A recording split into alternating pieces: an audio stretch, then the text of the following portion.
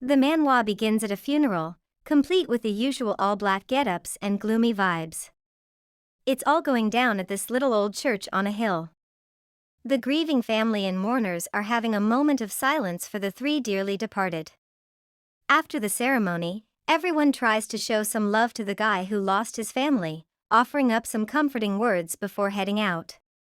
This leaves the man and his lady companion to have a little one-on-one time. He compliments her for how well the funeral attire suits her. Her only response to this compliment is a fiery glare at him while she tries to calm herself down. Turns out, this lady is his wife, and she's reminding herself to stay chill and play the part of the perfect lady of the house, now that her hubby's the head honcho. But there's something off about this guy. He seems a little too calm and collected for someone who just lost 3 family members at once. It's almost like he's happy about it. Sketchy, right? Fast forward to a carriage heading north after the funeral. We see our protagonist staring out the window, pondering Rose Hill, this place with an eternal overcast that can apparently drive you bonkers or send you spiraling into depression. She even has family members, the Nathans, who have gone insane, and she suspects it's because of the weather. They finally arrive at their dark age-looking mansion, and once inside, they are welcomed by various maids. The couple are Sir Carter and Lady Giselle Nathan. The head maid is super pumped to meet Giselle for the first time post-wedding and gives her a special shout-out. But Carter's not about that chit-chat life. He shuts it down real quick, telling Giselle she must have forgotten the maid, Sophia. Later, when they're talking about unloading furniture from the carriages and getting the master bedroom ready, it's clear this is Giselle's first time at the pad with her man. Carter informs Giselle that he will not be having dinner at the house and asks her to have dinner without him because he has some of his late brother's businesses to attend to. Since she doesn't give off any reaction after hearing of his departure, Carter scolds her for this behavior and gives her 2 rules that she must obey for a stressless stay at her new home, which are that she should not go around the house on her own and she should attend all events invited to and perform her duties as his wife. Once he is done giving her instructions, he leaves intending to see her later that night. Once her husband is out of her hair, Giselle loosens up. She's having a smoke when a sealed letter on the table catches her eye. Sophia, the head maid, tells her about the origin of the letter on the table, an invitation to a tea party organized by Duchess to Eat, who gained the title of Duchess because her husband passed away. The head maid, Sophia, is of the opinion that Giselle ignored the invitation due to the lack of decorum to eat is showing by sending a party invitation to a family in mourning. Nonetheless, she suggests she attends Lady Williams of the Williams family's grand party that is in a few days, yet she scans through the letter on the table. Later that night, Giselle and her hubby are getting it on, but she's just not feeling it. She's totally checked out until he's finished. As he's snoozing away, she's lying there, staring at him, thinking, is this really my life now? Playing the perfect, obedient wife by day and being at my husband's beck and call by night? No love, just loneliness? Is this it for me? She's feeling pretty miserable, so she decides to get out of bed and hunt down some meds to help her catch some Z's. She can't find the drugs, so she's thinking about asking a maid for help. That's when she spots this light that just draws her in like a moth to a flame. Turns out, it's coming from a lamp that a maid is using. Giselle calls out to the maid, hoping she can hook her up with the pills she needs. But the maid is so focused on the door she's about to walk through that she doesn't even hear Giselle. Giselle, being the curious cat she is, follows her. She peeks through the door and realizes it leads to a basement. She recalls her husband's rules but tells herself it must be a useless rule he plans on using to have a hold over her. So, she heads into the basement, trailing the maid as she goes deeper and deeper, through one door after another, until they reach the final door. Giselle listens in on what the maid is saying. She initially suspects she came this far for rendezvous with her lover, but when she listens in a little more she is alarmed by the maid requesting for whoever she is speaking to show her a sign that he is alive. A few more seconds of listening, and Giselle realizes this is definitely not a romantic rendezvous. The maid is saying some weird stuff, and the person she's talking to isn't even responding. Giselle is getting more and more curious, and she gets so caught up in it that she forgets she's supposed to be hiding. She accidentally makes a noise, which totally spooks the maid. This causes the maid to demand to know if anyone is lurking in the shadows.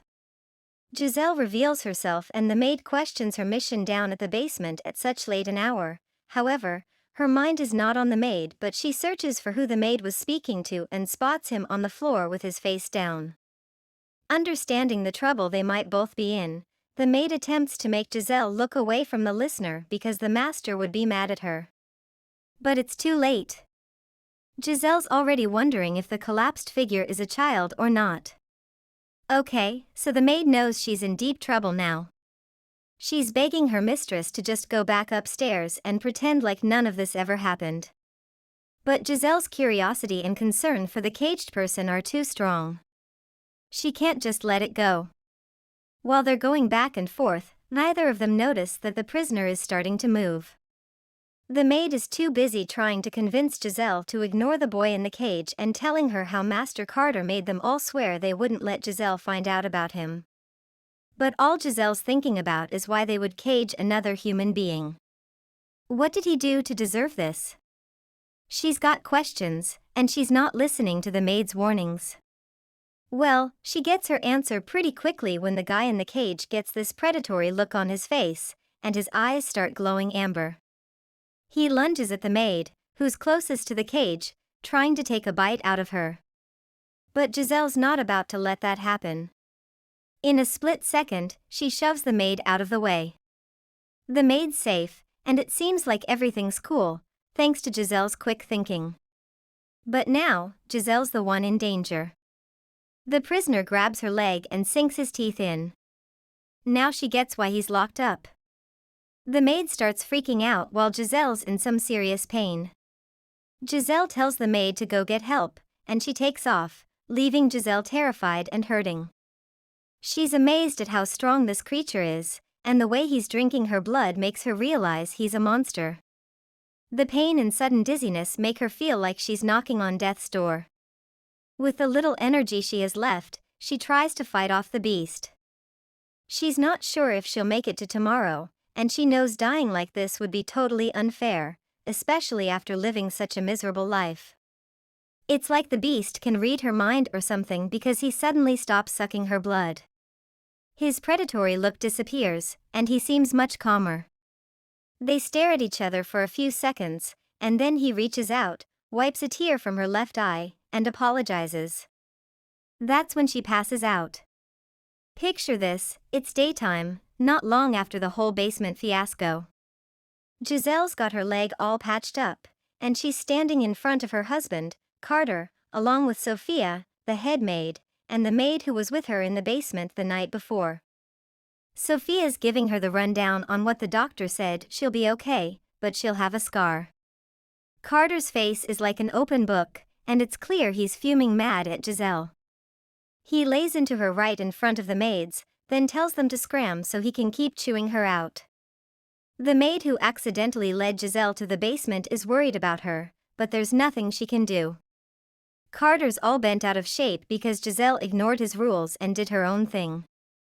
He tells her to consider the injury a lesson for not following orders. He even almost goes as far as making it so she can't have kids, but luckily, she manages to beg her way out of that one. Maybe the guy's not a total monster after all. He lights up his pipe and starts explaining some things to her. Turns out, he knew she'd find out about the thing in the basement eventually, but he didn't think it would happen so fast. That's why he's so ticked off. He didn't expect her curiosity to take her exploring the house so soon. So, how did this creature end up in the basement? Well, that's quite the story. Apparently, it was one of Carter's dad's weird collectibles. The old man was known for his love of buying bizarre items and body parts at auctions. He brought this monster home when Carter was just 10 and called it a flower that feeds on blood. As soon as their dad kicked the bucket, Carter's older brother got rid of most of the creepy collection, but he wasn't sure what to do with the basement creature. He tried everything to get rid of it, bullets, starvation, you name it, but nothing worked. In the end, the brother died before the monster did. Giselle's intrigued by the whole flower that feeds on blood thing. She was sure it used to be a child that somehow grew up way too fast. She asks Carter what he's planning to do with the creature, and he admits he's not entirely sure. He wants to run some experiments to see how long it can go without food, and he's hoping that eventually, he'll figure out how to kill it or just sell it on the black market to some weirdo who's into that kind of thing. As he's explaining all this, Giselle's got this mischievous grin on her face. Oh yeah, she's definitely going back to that basement. Later on, Giselle's hopping around, doing her thing, when suddenly someone calls out to her. Lo and behold, it's the maid from the night before. The maid starts apologizing for getting Giselle into this whole mess and for not being able to help her out. But Giselle's not even listening to the apology. Instead, she drops a bombshell: she's been looking for the maid. The maid totally misreads the situation and thinks Giselle's about to punish her. So she bows her head, says she's sorry, and braces herself for whatever punishment her madam's about to dish out. But then Giselle hits her with a plot twist. She's not looking to punish the maid at all. Nope, she needs something else entirely. Giselle tells the maid she wants the keys to the basement. Why? So she can keep tabs on the creature downstairs until further notice. The maid's jaw practically hits the floor. She definitely wasn't expecting that. The maid's not having any of it though. She's not buying what Giselle's selling. She wants to know if Master Carter is actually cool with Giselle taking charge of the basement creature. Giselle realizes her first attempt is a total flop, so she switches gears and tries to bribe the maid for the key. The maid starts freaking out, telling her mistress that if anything happens to her again, she'll be in deep trouble for letting her go down there. Giselle's not listening to reason, though. She's all, it'll be our little secret, and I'll pay you enough to help you out even if you get canned. At this point, the maid's confused about why her mistress is so obsessed with this whole thing. She apologizes but stands her ground, leaving Giselle feeling let down. But wait, plot twist. The maid offers to take Giselle down to the basement herself since she can't hand over the key. Down in the basement, the creature's sitting at the edge of its cage, looking pretty spooked. The maid's shocked that it's all grown up now, considering it was just a kid last night. Giselle can't believe the maid didn't notice the growth spurt, but the maid defends herself, saying she was too scared to pay attention. She had rushed to get Miss Sophia, the head maid, to help free Giselle. Turns out, the house has no male servants except for the coach driver, so Sophia's stuck doing all the heavy lifting. Giselle asks if the creature's known for biting people, and even though the maid's new, she's never seen anything like what went down last night. But she did hear that the creature almost killed someone by biting their neck. Giselle figures Sophia must have told the maid to steer clear of the creature. The maid then drops her theory that the monster only chows down on humans. To test this out, Giselle tells the maid to bring the creature some grub. The maid's freaking out again at the thought of leaving Giselle alone with the creature, but Giselle promises not to do anything while she's gone. The maid comes back with a loaf of bread for their little experiment. She begs Giselle not to get too close while she's trying to get the creature to take the bread. She's bummed when the creature doesn't budge, not even to attack her, even though she's within reach. This makes her think the creature's not hungry.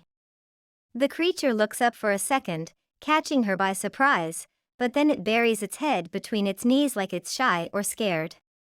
The maid's curiosity gets the best of her, and she asks her mistress why she's so interested in the creature. Giselle admits it's all an act of rebellion because she doesn't want to be an obedient wife. This deep revelation makes the maid feel comfortable enough to cross a line and ask if Master Carter often gets violent with Giselle. The look on Giselle's face tells the maid she's overstepped and should cool it with the questions.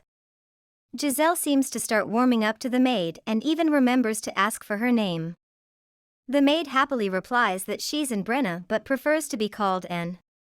One question leads to another, and we find out Anne's only 19, about the same age Giselle was when she got hitched. Giselle warns Anne to be careful because it's after marriage that a man shows his true colors. It's clear from her advice that Giselle's dealing with a man who's petty or likes his booze and women. She also suggests Anne figure out what sets him off. Her words hit home for Anne, who now understands what her mistress is going through and why she doesn't want to be an obedient wife. Out of compassion, Anne makes a mistake she might regret later. She shows Giselle the key to the basement doors and tells her where she keeps them. She drops a hint that when she's at work or asleep, she might not know if someone takes the keys. She even describes where her room is and mentions that if the keys go missing, she wouldn't be able to tell anyone because it would get her in a ton of trouble. Basically, she's encouraging Giselle to swipe the keys when she's not looking. Her weak smile shows she feels for her mistress, who's definitely picked up on the hint and will most likely do exactly what Anne suggested. Later that day, Sophia comes to Giselle with some news. First up, there's an invite to Countess Williams's party, but Giselle's not really feeling it. Then, there's a reply from Duchess Tweet to Giselle's letter. It's your typical letter, with Tweet apologizing for the wound on Giselle's leg, which she thinks is from a dog, thanks to Carter's cover story. Tweet also says sorry for sending a letter while Giselle was in mourning, but she just really wanted to meet her. In the letter, Tweet expresses her hope that Giselle settles into the Rose Hill neighborhood comfortably and mentions that she'd love to chat with her in person soon, especially since no one seems to know what Giselle looks like. Fast forward to after Giselle's intimate night with her husband. She sneaks out to check on the basement creature. She tries to reason with it, introducing herself and asking for its name, but it's not having any of it. Giselle gets fired up and demands that it speak to her, because she knows it can. Still, radio silence. She realizes it's not going to respond, but she keeps talking anyway. She informs the creature that she'll be visiting it until further notice. Giselle tells it that she'll let it drink her blood from time to satisfy its hunger, but she can't do it every day or she'll die. She's thinking once a week for now, but she asks it to be gentler than last time because it really hurt. This topic seems to catch the creature's attention. Giselle notices and shows it the scar on her leg from its bite. That really gets its attention. It looks worried seeing the damage it caused and crawls over to her. Giselle takes this as a good sign, thinking it's interested in the blood around her injury. She remembers how much it hurt when it bit her the first time and how painful it would be if it bit her leg again. This makes her want to pull her leg away, but then she remembers that the creature apologized to her right before she passed out, so she decides to give it a chance. The creature then starts licking her leg, which confuses Giselle because she's not sure what it's trying to do. As she pulls her leg back, she accidentally falls to the floor, which also confuses the creature. Things take a weird turn real quick, as the creature just keeps on licking the cut, and Giselle, who's now sitting on the floor, is feeling all kinds of uncomfortable. Next scene, we're at a fancy schmancy ball, complete with music and a bunch of rich-looking folks. Yup, Giselle and Carter decided to show up at Countess Williams's shindig. The old, chubby lady is thrilled to see Giselle all dressed up and looking like $1,000,000. She's also super grateful that the couple made it, especially after the accident that took out Carter's brothers, who were buried just a few days ago. Carter thanks her for the invite and then suggests they wrap up their chat so Giselle can go mingle and meet some people since she doesn't have any friends or family in the area. Countess Williams is all for it, thinking Carter's just the sweetest, most caring husband ever. Meanwhile, Giselle's not too happy about his suggestion but keeps her mouth shut. Both Giselle and Carter know he's not exactly the caring type. Now, is this destiny, fate, or just Duchess Tweet's obsession? Giselle had dodged Duchess Tweet's invitation, but now a servant at Countess Williams's ball comes over to let the Countess know that Duchess Tweet has arrived. Giselle notices that word about Duchess Tweet is spreading like wildfire, and people are pointing fingers at her as she makes her entrance. Folks must really have it out for her, considering the kind of reception she's getting. She sure knows how to steal the spotlight, that's for sure. With all the side comments about Duchess to Eat being spread around, Lady Williams goes to welcome her even though she doesn't enjoy it. She does so because at the moment, Duchess to Eat is a guest here. From their conversation, Duchess to Eat and Countess Williams haven't seen each other in a while, but that doesn't stop the Duchess from throwing shade at the Countess's party, claiming to appreciate the effort the poor lady puts into her dull parties. The Countess takes the insult like a joke and laughs it off. It doesn't take long for Duchess to Eat to spill the beans on why she's really there. She asks if Giselle's at the party and mentions she's worried about her injury. The Countess, who's got no clue about to Eat's real motives, quickly points her in Giselle's direction, mostly to get the Duchess off her back. Giselle and the Duchess lock eyes, and Giselle can't help but notice how tall and gorgeous she is. But why is she so interested in Giselle? The Duchess's smile says they'll be chatting soon. As the ball keeps going, Carter ditches Giselle to go schmooze with other people. She's flying solo when three ladies who were gossiping about Duchess to Eat earlier come up to her, wanting to talk. Giselle decides to hear them out. One of the ladies tells her to steer clear of the Duchess, but Giselle's not one to just blindly follow orders. She asks why they want her to avoid the Duchess. The Cinderella lookalike spills the tea. 5 years ago, Duke to Eat died in a suspicious accident, and everyone thinks the Duchess offed him. She never tried to set the record straight and didn't seem to shed a single tear over her hubby's death. Weird, right? But wait, there's more. The ladies keep dishing, even though Giselle's not really into it. They say the Duchess is known for being rude and awkward in social situations, and they all agree she's a drag to be around. Speak of the devil, the Duchess pops up out of nowhere, startling the gossipers. She's all, "What ya talking about?" Giselle, cool as a cucumber, just bows respectfully when the Duchess greets her and asks about her leg.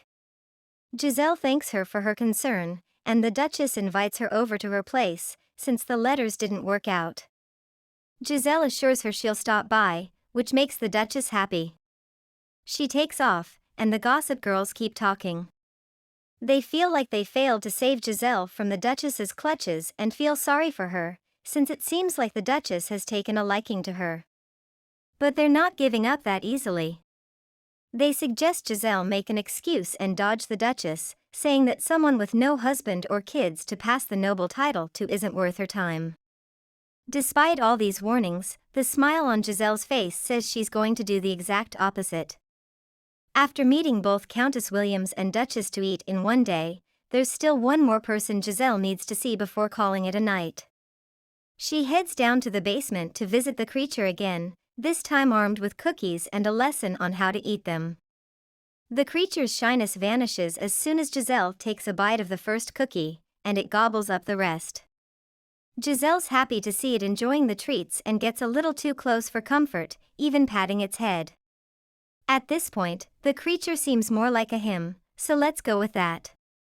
He's stunned by how chill Giselle is around him and asks if she's not afraid of him. She quietly notes his soft voice and tells him she's not scared because she believes that deep down, he's a good kid. The next day, while And is brushing the staircase railings, she gets a visit from her mistress. However, she doesn't look too comfortable having her around. She questions her on why she has come to see her, and Giselle asks if she has male clothes to give her.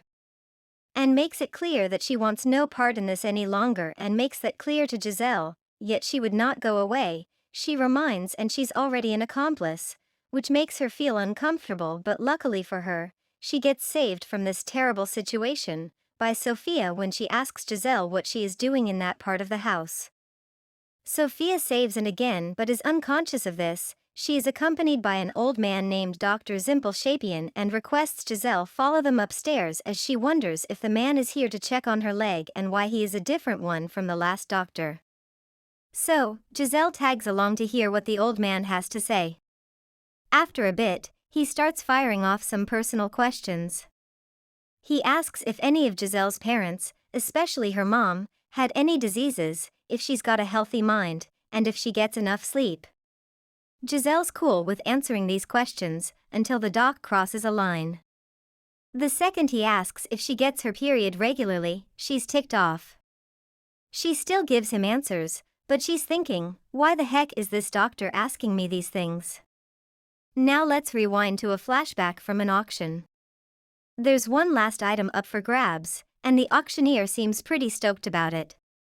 It's the creature, way before it ended up in Carter's basement. The auctioneer whips off the cover, revealing him as the blood-drinking immortal. But the crowd's not impressed. All they see is a naked kid with a cute face, and they couldn't care less. That is, until the auctioneer grabs a gun and gives them a little demo of why this creature's the grand finale. The sound of the gunshot jolts the creature awake in its cage. It's freaked out and confused, but probably relieved it was just a bad memory. Once it calms down, it notices a ray of light sneaking into the prison. It tries to touch the light, curious about what'll happen, but gets a nasty sting that sends it scurrying back to the corner.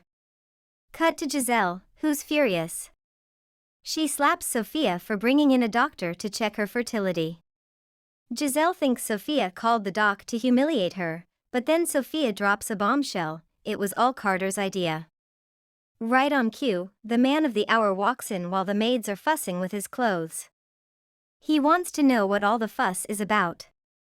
Giselle lets him have it, telling him how gross it was to send a doctor to check if she's infertile. With her anger unleashed, this is about to turn into one hell of a fight. Someone might even get hurt.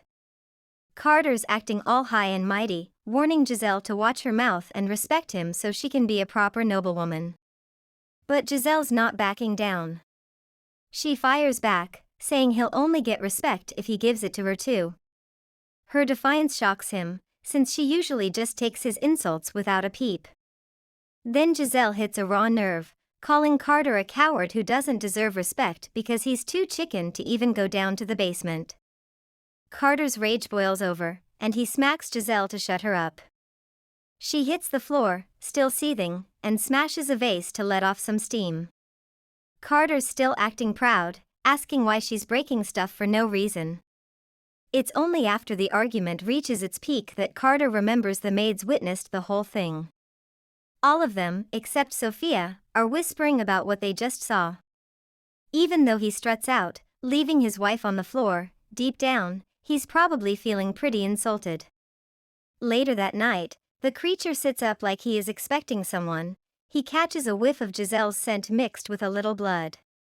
When she finally arrives at his prison, he is touched by the bruise on her cheek and asks if she's okay. Giselle is shocked he can see the bruise. She did not expect it to be visible in the dark. The creature remains curious about what had happened and if she's hurt, so she feeds his curiosity by telling him she got the bruise from her husband.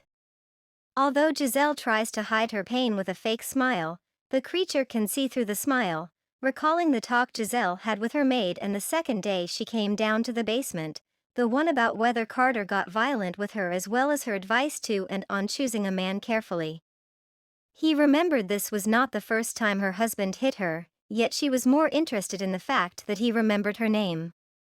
She tells him she did not come down to see him to discuss her marital issues but to keep the promise she made to him earlier, to let him drink her blood. She came down with a knife so he didn't have to bite her because bite marks were obvious. She tried to slit her wrist to let him suck her blood but finds out it was easier for her when it was only a thought and much scarier to execute. The creature stops her from cutting herself with a better idea in mind.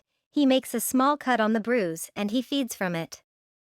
Giselle lets this last for a bit but stops him when she starts to feel weird about it, leaving him to wonder how what he was doing is strange. Still, he apologizes for making her feel uncomfortable. Giselle claims she is not feeling uncomfortable and understands that he was trying to cheer her up and not seduce her, while deep down she scolded herself for being aroused. As she pats his head, he wonders what she meant by seduce. Merely thinking about it makes him blush. The day for Giselle to get her stitches removed finally arrives and the chubby doctor is escorted in by none other than Sophia. Giselle tells the doctor about how much of a hassle the stitch had been.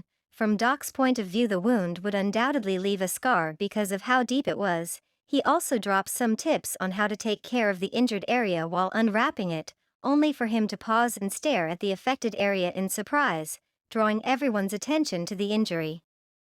Doc asks Giselle if she has been seeing a talented doctor, as the wound on her leg and the scar it's to leave behind have both disappeared like there was nothing there to begin with. She reminds the doctor of his previous statements about the wound being deep, but the old man still affirms that was what he said, which is why this occurrence puzzles him even more than it confuses them. His only logical explanation for what he has witnessed is that she is young, which must be the reason why she healed so quickly. Though he still finds it strange, all he can do is offer to remove the stitches. Giselle is in shock about the disappearance of the scar on her leg, but suspects she knows what might have caused her to heal so quickly and is before a mirror to confirm one more thing before drawing her conclusion. She observes her face with the mirror and discovers that the bruise on her cheek is also gone. She connects both injuries and deduces that the one thing both wounds have in common is that the creature in the basement licked them both. So we know where she is headed now, don't we? At the basement, Giselle keeps calling random names, while the creature watches her as she goes on. He is baffled by what she is doing and eventually asks her what she's driving at. She tells him she is trying to pick out a name for him and goes on with the name calling. She can't seem to find the right name, one fluffy enough to fit the nature of his hair. It doesn't take long for the creature to figure out something is different about her, and it's her clothes. By bringing up this topic, she remembers that he has not seen her in anything other than her night clothes, because she usually came to see him after Carter went to bed. Giselle sits so comfortably by the cage, she trusts that the creature will not harm her, and it doesn't look like he would. She drifts away from trying to pick out a name for him, just for a second, to allow her to discuss how he has the ability to heal wounds by licking them. She even teases him about the possibility of him licking his wounds to heal them like cats do, but he argues he has never done something like that. The seriousness he uses to utter his response makes her laugh. That's until he reaches out of his cage and rests his palm on her cheek for a minute or two before he withdraws it shyly. His awkward act leads to an awkward silence that he breaks by telling her his name, the one his brother called him when he was younger. He shares with her his hope that she would call him by his name. Out of guilt from hearing that he had a name and a backstory she had not put in mind, she runs off in guilt, leaving him to only guess what her reason for leaving so hastily and unexpectedly might be. On her way out of the basement premises, the drama only continues as Giselle bumps into senior maid Sophia, who asks her what she is doing in this area of the house. Giselle responds speedily, alleging there was no important reason for her coming to this area of the house, but it doesn't fool a suspicious Sophia even a bit. To clear her suspicion as Giselle leaves, Sophia checks the door leading to the basement and discovers it is unlocked. What's she going to do about this? We can't be certain for now, so back to Giselle, who storms into her room, takes off her expensive-looking ball dress and drops on the bed soaked with guilt, because of how inconsiderate she had been of the creature in the basement whose name is Isaac. She beats herself up for not considering that he might have a family or a name. She sees now the possibility of him being human, but she has treated him like a monster, like everyone else treats him. All she can think of now is how Isaac may see her now as a result of her wanting to pick a name for him. Maybe he'd see her as arrogant or as one who feels she's superior to him, and that's not what she wants. As expected, Carter still takes walks past the red light district to have a quick stop or two. He is walking by with an escort when a woman comes up to them, clearly throwing herself at Carter. Carter's escort acknowledges how popular Carter is with the ladies and inquires from the woman if he is not too old to spend some time with her. Her response makes the old man happy, as the woman does not mind age but cash. Carter spots a woman in the corner who has this weird vibe around her and asks the lady who approached them about her. The woman's response should make him not want to patronize the woman in the corner named Roxy, but Carter does not heed her advice. She looks like she's going to be very important later on. It's been one social gathering to another, and Giselle is tired of pretending to be interested in these gatherings or the conversations about meaningless things. While in a carriage home from one of these gatherings, she remembered Duchess to eat and how she sounded like she'd invite her over soon, yet she had not gotten a word from her ever since. Her mind does not dwell too long on Duchess to eat as she remembered the ladies' discussion on the atmosphere that meant winter should be on its way. At home from the gathering, Giselle is before a mirror when the maid who had been helping her out all this time, comes to her with a wrap containing clothes her father used when he was younger to suffice for the men's clothes she requested. After receiving this from Giselle feels she needs to reciprocate this act of kindness by giving her earrings to as a way of thanking her for her help so far. And is worried because of the way her mistress sounds when she thanks her and asks if she is okay because she seems a bit under the weather. Giselle responds to the question with a weak smile, but her thoughts are busy. She hadn't been down the basement in weeks because she had finally figured out what she felt towards Isaac, a feeling that embarrassed her and has made her avoid him. Everyone above the basement level is going on about their lives while Isaac in his cage becomes bloodthirsty. He wonders why Giselle has not come down to see him all this time. He can't tell if she has forgotten him or not, but decides it's best she does not see him in this state because he might harm her like he did last time. He believes he can put up with the hunger by staying put in his cell like he's been doing this whole time. However, he can't stay another minute without seeing Giselle and snaps the lock like it's a toothpick. It's nighttime at Rose Hill and Giselle is done getting ready for bed, so she climbs in to join Carter, who is already in bed. He looked asleep, but it turns out he isn't when he drops a comment about how she is sleeping better these days, but she does not understand what he means, forcing him to elaborate. He has noticed that she sleeps more softly now as opposed to when they newly moved into Rose Hill. His discovery surprises her and makes her suspect he might have noticed and was aware of her visits to the basement all along. She keeps her cool, continuing with the conversation. She brings up what she has noticed and asks about his absence from the house of late and asks if work has been busy. He claims it has, bringing their short, very formal conversation to an end. Giselle then tries to go to sleep, keeping in mind that she is no longer going to visit the basement, so it didn't matter if he was suspicious or not. She concludes that it'll be strange to keep seeing Isaac because he might not be human and she has a husband, but feels she is the strange one for having feelings for Isaac. She is staying away from him to kill those feelings, yet her feelings for him reach the dream world. Giselle is fast asleep, deep in the dream world when Isaac finally finds her. He hangs on her window pane, carefully surveying the room before he steps into it. When he discovers the coast is clear, he walks over to her, admiring how cute she looks when she's asleep until he notices her husband. His hate for him makes his bloodthirst kick in. He considers killing Carter, but before he can take any action, Giselle wakes up, startled to find him standing in her room. She exclaims, almost waking Carter up.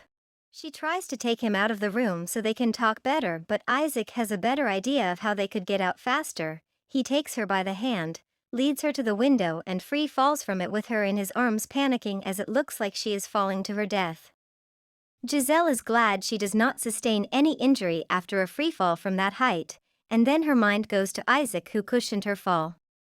She asks how he is feeling after a free fall from such height before she questions his sanity because of the same jump. She is unable to scold him further due to the tears she spots on his cheeks. Now she's curious to know why he is crying, but things only get weirder as he draws closer to her till she's on the floor wondering what he's getting at.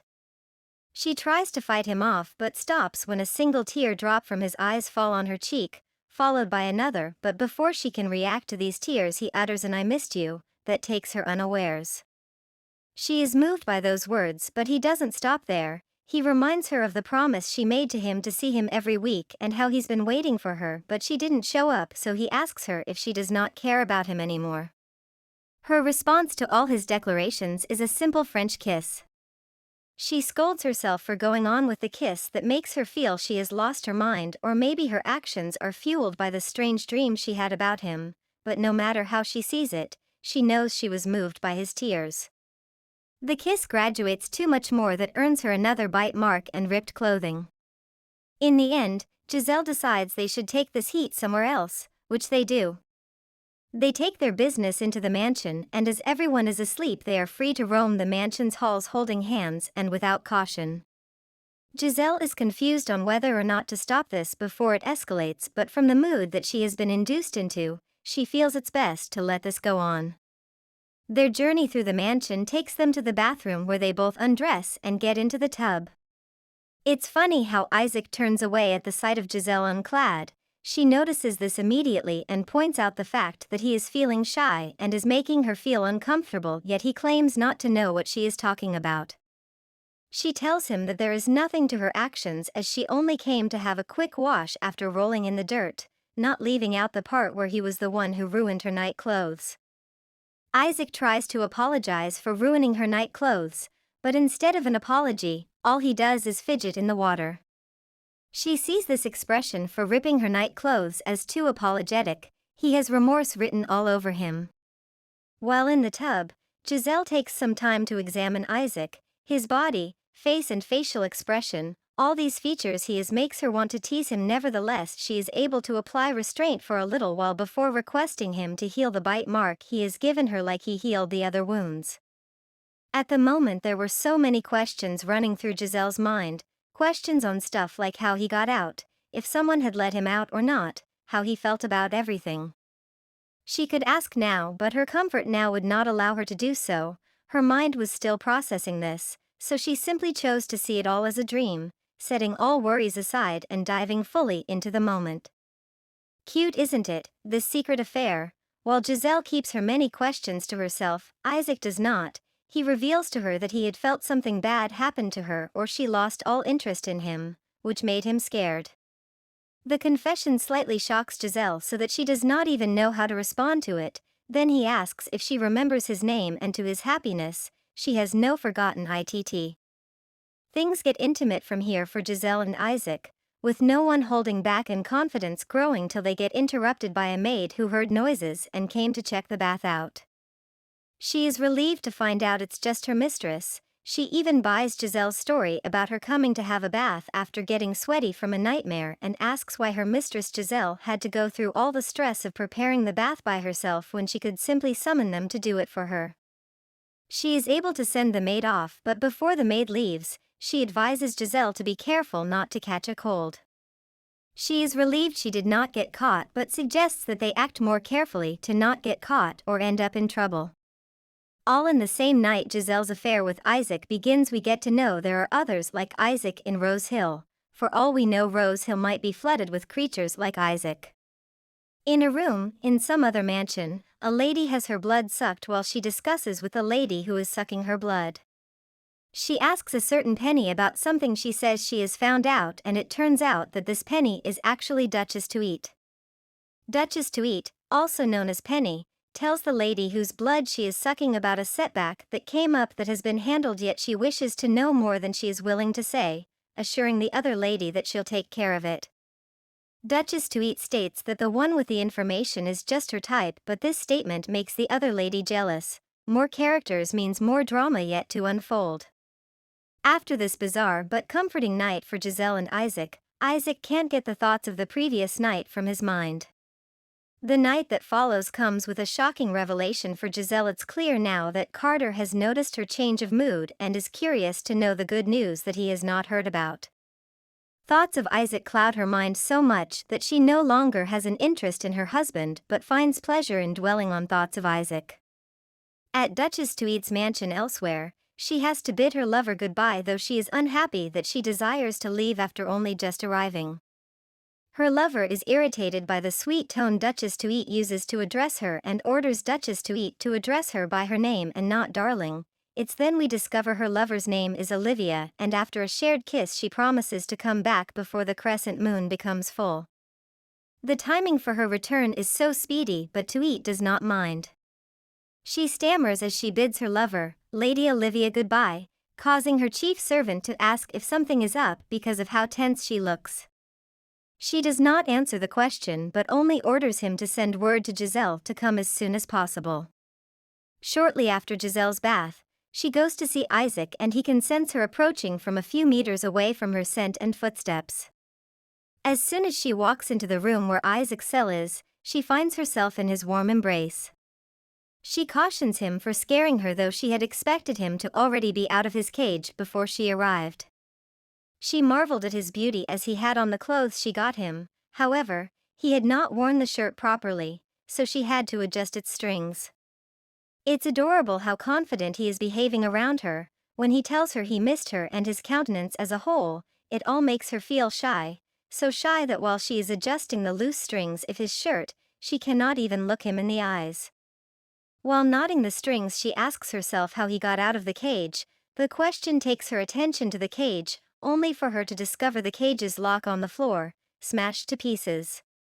It's obvious he smashed the lock, so why did he stay in the cell the whole time? She considers Isaac as the most innocent and good-looking young man she has come across in her life, but he is called a monster because he is a mysterious creature, incomprehensible to ordinary humans and common sense. Also, his main source of sustenance is blood. At Carter's mansion, and another maid are putting away some stuff before heading to bed, and is worried about Giselle because she can't tell what time she will return given how late it was when she went for her meeting with Duchess to eat. The other maid assumes Giselle would return the next day, but it's not only the lateness of the meeting that bothers but also the one who invited her.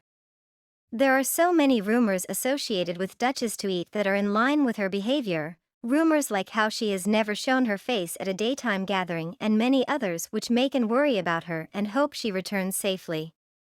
Giselle arrives at Tuit's mansion and is surprised by the size. She finds Duchess to eat and her servants at the entrance. The Duchess welcomes her with smiles, followed by an apology for asking to meet her at such late an hour.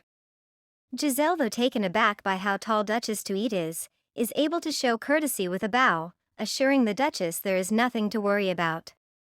She is impressed by her physique but is aware it's rude to stare at people. She also has good-looking servants that catch Giselle's eyes. Duchess to eat proposes they discuss over tea and some refreshments because she presumes Giselle has had dinner, a suggestion Giselle welcomes. Giselle feels uncomfortable and can't maintain eye contact with the Duchess during tea time. Maybe it's because Duchess to eat won't stop staring at her weirdly. Because of this behavior, the Duchess is curious as to whether the tea is up to Giselle's standards or not. Giselle claims to find no fault in the tea, but she notices how Duchess to eat has a way of making people feel uncomfortable around her. Giselle decides to start a conversation to save herself from the awkward position she is in. She starts by complimenting the Duchess's hair, which she notices is shorter than it was when they last saw. Once they put the hair talk to bed, Duchess to eat begins to discuss her reason for inviting Giselle over. She begins with an apology to her for not inviting her over sooner. Her reason for the delayed invite is that her lover arrived under short notice, which put her in a tight spot. This woman does not cease to shock Giselle, who is astonished at the way she mentions her lover like it is nothing. She then feels there's nothing wrong about her having a lover since her husband is dead, and the conversation shifts to a talk about Duchess to eat's lover.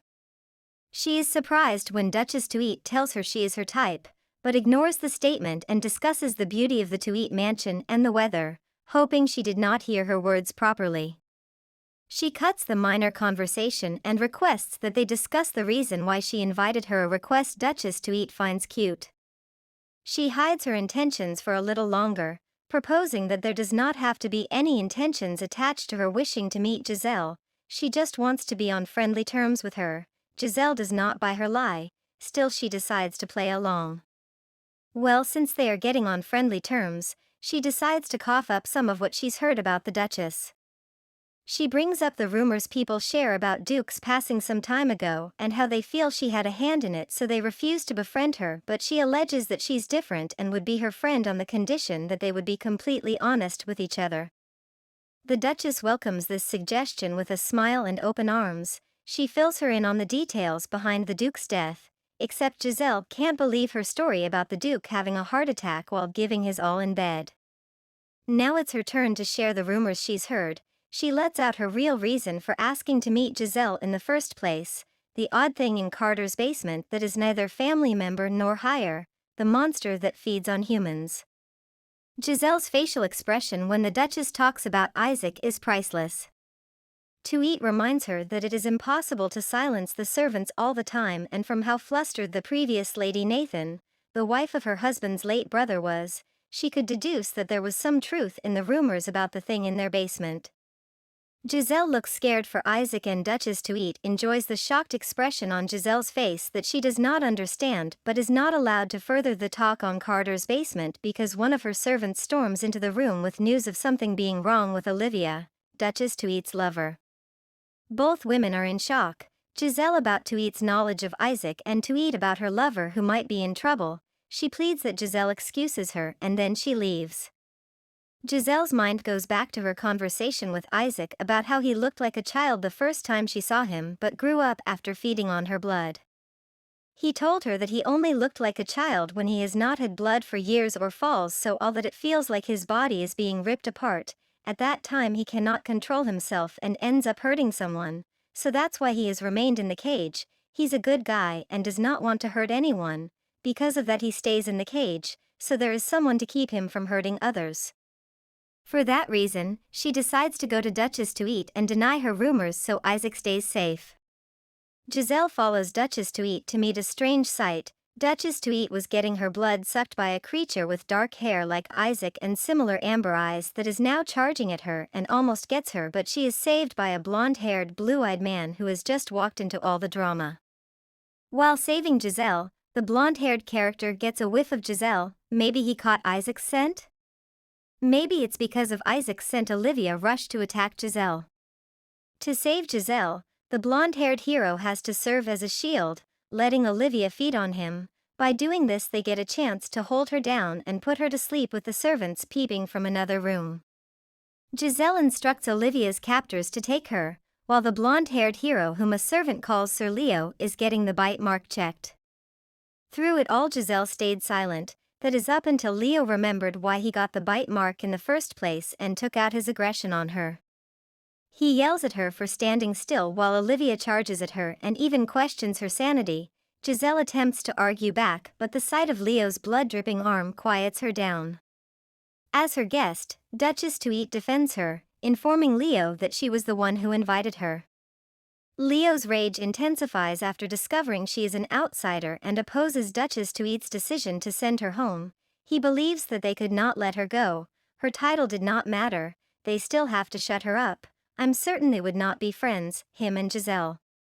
Back home, Isaac is surprised not to find Giselle in her room. He suspects she might have been trying to find him and they missed themselves. He's about to leave peacefully but his mind goes back to Carter who is fast asleep, unaware of the danger he is in. For a quick second Isaac imagines killing Carter who is in the palm of his hands but a flashback from his childhood prevents him from doing. Also he feels Giselle might despise him if he does not apply restraint here and kills Carter, so he leaves quietly, bearing it in mind that if Giselle asked him to kill Carter, it would not be wrong. Giselle's carriage journeys through the forest as she remembers her discussion with Leo before she left the To Eat mansion. Few hours earlier, Leo was able to know almost everything about her and read his findings out to her. He dropped his findings on the table and threatened her that he could find out more things about her like her weaknesses and that of those around her, if he so wanted to. She's a smart woman and was able to point out and make aware to him that he was unable to find anything useful about her seeing as he was threatening her with word that he could find out stuff about her. Her stubbornness annoyed him but she promised not to tell anyone anything about whatever it was they were trying to hide. Unknown to them, the thing they wish to hide is similar to the creature she wishes to keep hidden as Duchess to Eat's words before the incident with Leo play back in her mind. She suspects that Duchess to Eat is looking for Isaac because of something that has to do with the child that resembles him. She wonders if they are of the same kind and if she grows whenever she drinks blood, just like Isaac. She remembers Isaac, and how he looked with tears in his eyes. The memory makes her squeeze her gown firmly. She knows Isaac could leave whenever he wanted but stayed back, and one day from out of the blue he showed up and told her he misses her like she was someone special to him. This makes her wonder how she became special to him. She wonders if it's because she showed him kindness, yet because now she knows there are others like Isaac, she is not sure what would happen if someone even closer to him shows up. This thought makes tears gather in her eyes because she feels she has let the way he behaves toward her get into her head. Suddenly there is a tap at the carriage window, disrupting her thoughts. she is startled by the sight of fangs by the window. Then she realizes it's just Isaac, who lets himself in before the carriage driver can even notice. She asks how he could find her. Although he had pulled this type of move before, she can't understand how he was able to find her when she was so far from the house. He confesses that as he could not find her anywhere near the house, he decided to come out and look for her. She cannot control herself and her emotions after hearing he came out to look for her, which leads her to kiss him. It's recently she began to understand how it felt to be special to someone else. She knows that if this relationship with Isaac were to end, she would become more miserable than she was before, so she hopes to enjoy it for just a while longer. Giselle takes a stroll down memory lane, back to when she was little. Back then she didn't see it, but now she can see that she was a pitiful child. Her parents didn't show her as much love as she needed. Her mother showed her little love, and her father was a strict man who stopped even the maids from spending time with her. At some point, she began to wonder why they even had her in the first place. Because of them she ended up as one hungry for affection, so she attended as many social gatherings as possible after the age of 14 and became a naive young girl who fell very quickly for the sweet words men used to lure girls like her. As sad as those times were, they were the happiest moments of poor love needing Giselle's life. She was young, beautiful, and felt loved. Now, Carter was her parents' doing. He was a man her parents set her up with to marry. He played his cards well at first, and she felt like she was a handsome, well-mannered gentleman, despite their age difference. He played his cards so well that he was able to make her believe she could start a new life with him once they got married. That dream of hers did not come to be, because as soon as they got married, kind Carter was gone, leaving behind his control freak, oppressive, uncultured, disgusting true self. Present day, she sees her time with Isaac as a short getaway from the pains of her sad life. They indulge in some intimate acts until Carter's mansion is just a stone's throw away, and since there is nowhere for him to hide in the carriage, he decides to get off while it is still moving. But before he leaves, he tells her she is beautiful and then vanishes into the night. At the mansion, Sophia goes into the basement fully prepared to check it out. She is not surprised to find the door leading to the creature's cell open, but what does surprise her is the sight of Isaac's empty cage and the broken lock in the floor. Oh, this is bad. Giselle finally arrives at the mansion and spots Sophia lurking around in the dark, but is not sure where she is headed, although we might know who she is looking for at this time of the night. The next lineup of events are quite sad as Sophia confronts and concerning the missing creature in the basement, and gets a lantern to the head after she gets informed about its disappearance, and Sophia suspects and set it free and throws questions at her concerning her that belief, and still clings on to her innocence, though Sophia does not believe she is innocent. Sophia fires and orders her to leave the premises immediately. She also orders her to submit the basement keys, which she claims she no longer has it with her. With her hands covered in her blood from the lantern wound, her mistress Giselle comes to her mind, and still she keeps quiet about Giselle's involvement in all of this, taking Sophia's rage all on her own. Elsewhere on another night, Carter is in the red light district, unaware that the creature is no longer in his possession. He finds satisfaction in Roxy, one of the girls there. He was searching for a lady who resembles his wife, but discovered he had viewed Roxy wrongly, and she is not his wife's look-alike. She laughs it off, reminding him of the words he used to describe his wife while they talked. He reveals to Roxy that her eyes and hair are similar to that of his wife, which is why he sought her services in the first place, a confession Roxy finds cute and mocks him for playing a loving husband in a place like this. She also brings up the fact that he keeps spending more time with her daily, which means his marriage has not experienced much bliss of late, and he agrees with Roxy, believing that things might actually be better if they had a child. There's something off about the perfume she uses, because when Carter offers to change it she refuses, suggesting he buys something else for her if he wishes to get her a gift, because the perfume is her favorite perfume. Roxy kills the perfume topic and airs out her view about Carter being anxious to get a child, being fueled by the loss of his brothers and nephews in the accident, leaving the family with no heir, and he agrees with her. After all the drama that Giselle has been experiencing, she meets up with some other ladies in Rose Hill as they welcome Countess Williams's newborn granddaughter to the world. On a normal day, she is unmoved by the social gatherings she attends, but this one had a special vibe to it. Countess Williams even asks Giselle to know how long she's been married, and when she is told their marriage has hit 5 years, she acts all sympathetic, wishing her good news anytime soon. Giselle takes a long look at the couple who have been blessed with a beautiful daughter and wonders if things would be different between her and Carter and would be a lot better if they had a child, though she doubts it would change anything. Nevertheless, just thinking about it makes her smile. While they are all happy for Countess Williams, who is now a grandmother, one of the women present brings word to the others about a man who was attacked in the forest last night. She says the case is being handled as a homicide case because the bite is not that of a beast but has the marks of a bite from a man.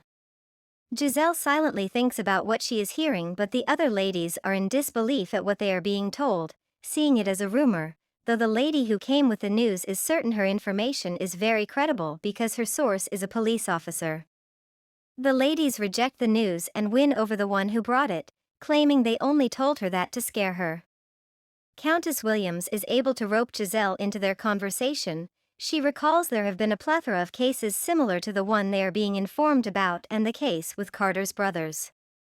She agrees with Countess Williams while asking herself if these are the doings of others like Isaac or Isaac himself.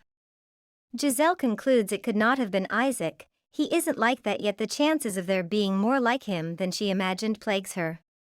Snow arrives like Giselle had predicted it would, and Isaac gets to experience it firsthand outside the mansion. While inside the mansion, Giselle and Sophia have another clash because Sophia brings medicine to her that was prescribed by the doctor to handle her infertility. This offends Giselle, who asks Sophia if she believes she is the one with the fertility problems. Sophia does not wish to delve into that conversation and simply wishes Giselle would take the drug.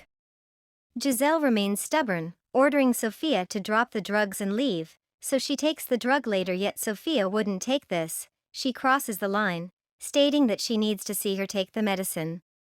Sophia's bold move offends Giselle even more, pushing Giselle to openly refuse to take the suspicious medicine Sophia is trying to force her to take because she has nothing to lose. On hearing this, Sophia completely disregards the mistress-servant relationship and asks Giselle what she feels the purpose of her existence in the house is aside from childbearing. Having had enough of her insults, Giselle attempts to slap Sophia, who prevents this from happening by holding her hand. Giselle cautions Sophia's tone by ordering her to watch what she says. However, Sophia throws the same charge back at her, suggesting that she stop behaving childish, acting like she does not know why she is in the house, and advises her to watch her behavior. She then unhands her, drops the tray with the drug, and asks her to do as she wishes because she no longer cares about what Giselle wishes to do. She leaves the room, leaving Giselle furious about the insults she had taken from her. On her way down the stairs, Sophia meets Carter's arrival and goes to welcome him. She comments on how late he has returned and she wishes to tell him something but feels he is not in the right mind to hear her out, so she asks if he would like her to say what she has to say the following day when he wakes up. Carter maintains that he is not too drunk to listen to what she has to say and gives her the go-ahead to speak on the matter that troubles her. She tells him the monster in the basement is gone and she had sacked the maid who was to look after it and failed. Nevertheless, he shows no signs of worry or concern, maintaining that it was only a nuisance, and denies Sophia the permission to organize a search for it. We get to know they both feel Giselle does not have interest or much knowledge about Isaac when Sophia asks Carter if she should inform Giselle about the missing creature, but he orders her not to, since he sees the matter as something that does not concern her. Giselle stays up due to rage, constantly refreshing Sophia's words in her mind. She felt Sophia was in no place to discuss the worth of her existence. Her rage had not died down when Isaac shows up at the window about the same time Carter stumbles into the room. She gets scared for a second there, thinking he would spot Isaac. Alas, he does not, because Isaac is no longer at the window when he steps into the room. He only collapses on the bed like a log. Isaac must have heard Carter coming a few meters away. Seeing as Carter is fast asleep, Giselle runs out to search for Isaac. When she finds him, she runs into his arms. He is joyful about being outside to experience the first snow of the year and is the one who makes her notice it's snowing. She spots his barefooted legs and rushes into the house and returns with shoes and a coat for him, to keep him warm so he doesn't catch a cold. Then she takes his hand and suggests they have some alone time somewhere else.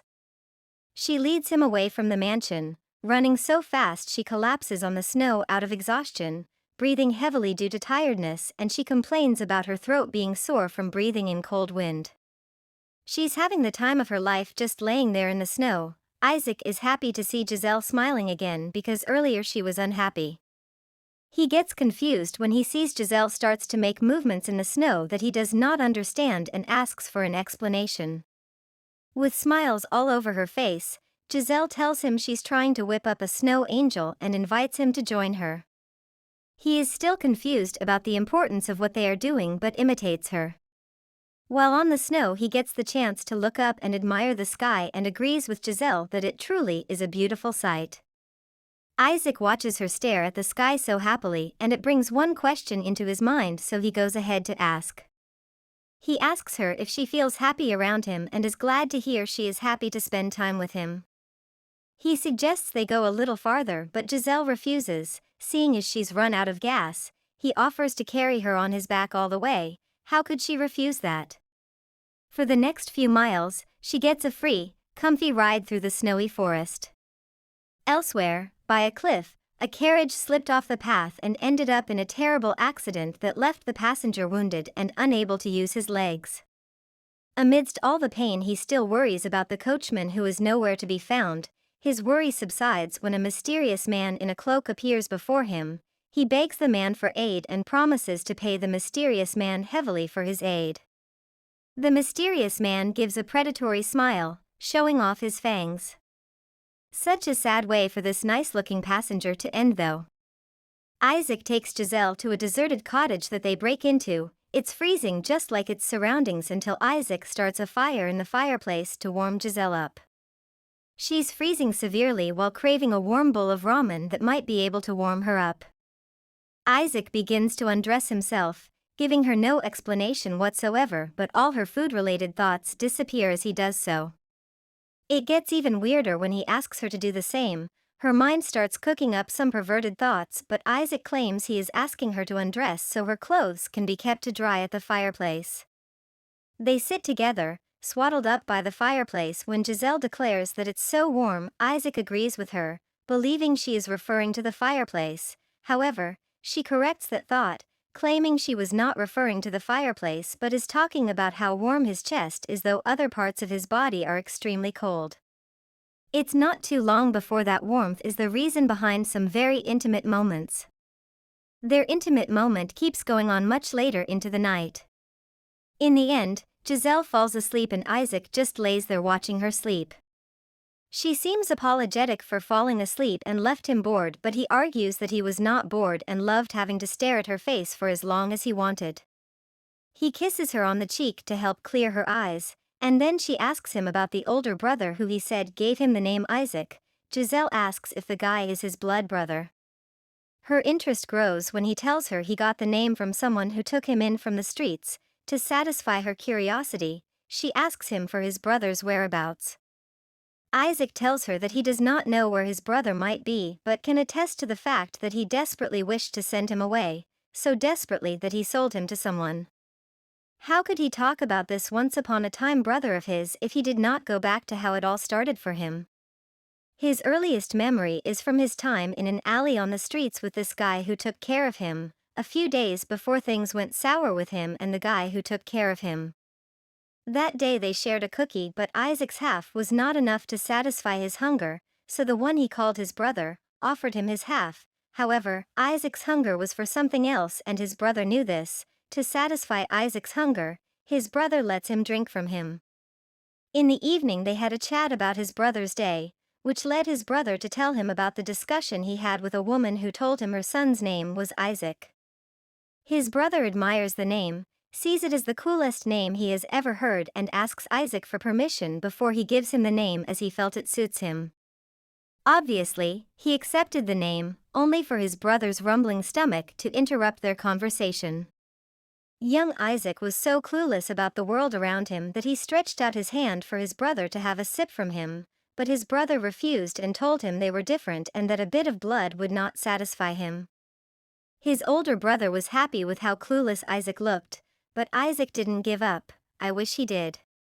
He snagged a mouse and offered it to his brother, but he refused. He couldn't eat raw mouse now, could he? With his two options down, Isaac understood what he had to do to have his older brother fed. He went into town, knocked at the stranger's door and requested food. How cute. His adorable little face made the house owner let him in and toss him a loaf of bread. His mission was accomplished, so he took the loaf and was about to leave when the house owner stopped him. He tried to tell the house owner the loaf wasn't for him but for his brother, but that didn't stop the house owner from demanding that Isaac pay for the loaf with a perverted price Isaac knew nothing about, a price Isaac did not approve of. The old man ruined everything with this uncalled for move of his. Isaac's older brother searched for him around town until Isaac came to him, with a loaf of bread and blood-soaked clothes and hands. The way Isaac appeared before him that night changed everything. It's certain little Isaac unconsciously made his older brother freak out. That was why not long after he sold Isaac in exchange for money. At first, he didn't understand why his brother sold him, but in time he realized that it was because he kept doing what his older brother didn't want him to do, which made him get tired of him. Giselle listens to him attentively and doesn't even notice when his story came to an end. They end up staring at each other and he asks her if she is tired of him. She argues that she is not tired of him and shares her belief and hatred of those who wronged him. She attempts to comfort him by telling him there is nothing wrong with him, he is just special, concluding her speech by hugging him and letting him know that she wants him to be happy. A pain in her thigh that she had not noticed earlier draws a curtain on the hug. She notices a bite mark that was not there before, as Isaac tries to explain to her that he was trying to clean her up while she slept but got tempted. At the end of that same night, an old man on a horseback rode by the scene of the carriage accident and found two men by the damaged carriage and offers to call a doctor for them until he takes a good look at the men and discovers one man was sucking the blood of another. The shock he gets from this realization causes him to panic and ride off. Isaac gets Giselle back home safely, drops her by her room window pane and is about to leave when she stops him and asks if he is headed back to the basement. Even after he tells her he will be returning to the basement, she is reluctant to let him go, prompting him to ask her if she wants to stay with him. He even suggests they run away together, but she declines his offer indirectly by stating that she has to go inside. Before he leaves, he promises to be by her side always and suggests they have fun together some other time. Once he is gone, she slides into the window and slips into bed where Carter is sound asleep, recounting all that had taken place during the time she spent with Isaac, how they ran off without looking back and had a great time together. She does not desire that such a magical night should end, but the thought of what would happen after she ran with Isaac is what keeps her here, afraid of running away. At the break of day, the police arrive at the scene of the carriage accident, to meet the horrific sight of the second corpse in that month with human teeth marks on his neck. They ask the man who witnessed the murder the previous night and reported it to them if the victim before them was the one he saw the previous night, and he agrees, affirming that they were at the exact location the crime happened. They ask him for details of the attack he witnessed, so he tells them he caught the attacker sucking on the victim's neck. The officers don't understand what he means by sucking on his neck, so he has to elaborate. The old man looks shaken while narrating how he saw the attacker's face burrowed in the victim's neck, while he sucked the victim's blood. If not for the marks on the victim's neck that look like the cause of death, the officers would not have believed the witness's story. They conclude the perpetrator must be deranged, and to facilitate their search for him, they ask the witness for a description of the suspect that could aid their search for him. The witness tells them about the cape the perpetrator had on him that prevented him from seeing what the suspect wore underneath, his pale skin, dark hair and amber eyes that flashed like those of an animal. The description he gives them is one they find hard to believe, so they seek to be sure he knows what he saw because it was nighttime and he may not have seen the perpetrator up close. The eyewitness argues in favor of the accuracy of his explanation, as he claims the sight was too shocking for him to forget. The witness ends up being able to convince the officers that indeed what he says is true, and they fear that if word of this gets out they'd have to do overtime just to find this man. After such an interesting night in the snow, the fever Giselle is experiencing now was inevitable. She's burning up in bed when a maid that resembles and walks in. Without proper confirmation, she orders the maid to get her a new nightgown and wipe off the sweat from her. The voice of the maid as she replies Giselle does not sound like but she's too weak to put her mind into it, even though she notices the scent of the maid's perfume is similar to the fragrance she has smelled on Carter from time to time. The maid proceeds to clean her and it turns out she is not but Roxy, the woman from the red light district that Carter has an affair with. Roxy knows Giselle is Carter's wife and is surprised to find out she is not as stiff as Carter claims she is. Giselle can finally tell the difference between the maid wiping the sweat from her and requests that she bring to her, yet Roxy denies knowing anything about any believing she must be the maid she heard quit. She goes on cleaning Giselle up until she spots a bite mark on Giselle. She is sure Carter did not have the ability to give his wife, which tells her Giselle has a lover she is hiding. Days go by and a burial is conducted for the victim of the latest murder in the woods. From the number of nobles in attendance, Countess Williams, Carter, Giselle and the others, it is clear the victim was one their society held in high esteem. After the ceremony comes to an end, mourners return to their homes discussing the recent deaths in Rose Hill. It all started with Carter's brother's carriage accident where even the driver was killed in that crash. However, they saw this one as more than an ordinary carriage accident. A noblewoman suggests that while their husbands chat, they should have a little chat. The man who was murdered pans out to be Countess Williams's son and the ladies feel bad for Countess Williams and her family as they now have no one to continue their family line save a daughter who is still an infant. Giselle actually feels bad for them because they looked like such a happy family. It pricks her conscience to see that taken away just like that. One of the ladies spreads word that from what she's heard Williams's son's death wasn't just caused by a carriage accident but by the serial killer that has been going around. Another lady agrees with her, adding that this time there was a witness who saw it happen. She also informed them that the rumors have it that the murderer stays in the woods, so one noblewoman suggests they avoid driving through the forest for a while, though that seems impossible. Giselle is not interested in side comments. She goes straight to the point and requests a description of the killer, the same description the witness gave, a description that is very similar to Isaac's. Turns out that even in Rose Hill, strange tales have a way of spreading like wildfire. Noblemen talked about a serial killing case known as the murder in the woods. Even the maids had their take on the murder cases. All their comments had a mix of curiosity and fear that fueled the fire that kept the rumor alive. After Williams's son's death, nothing could tame this fire. Just when we thought we'd witnessed all drama possible, a new one joins the fold, in the form of Roxy, the woman that Carter patronizes at the red light district, marching through the halls of Carter's mansion in a maid's uniform. She is crazy. I'm not sure anyone can guess what she is up to here, but it sure is dripping drama. During her stroll through the halls, she hears loud voices and decides to listen in to feed her curiosity. She meets a conversation with Carter and Sophia about the thing that was in the basement going around and killing people. Sophia tries to calm him down, stating that they can't be sure it's the creature. Carter refuses to heed her words because the descriptions from eyewitnesses fit that of the creature that was in their basement. Roxy is still listening in but cannot pick anything from their discussion as Carter continues to spill out his fears and Sophia tries to calm him down. He feared what the people would think of him if they found out the killer came from his basement. He also feels the monster could come for him as revenge for what his father and brother did to him, feeding on people to gather strength and come for him. At that point Roxy was completely lost and decided to stop eavesdropping. She concluded that something was up but she could not tell what it was. She planned this maid get up to surprise Carter, but she could tell he was not in the right mood for any jokes at the moment, so she decided that in the meantime she'd just gather as much information as possible. Carter and Sophia are still on the creature in the basement matter even after Roxy stops eavesdropping. Sophia assures him they will make preparations just in case, as he fears the monster comes for him. Carter tells Sophia that for some reason has the feeling that the creature still lurks around the mansion, and he's right, Isaac never left.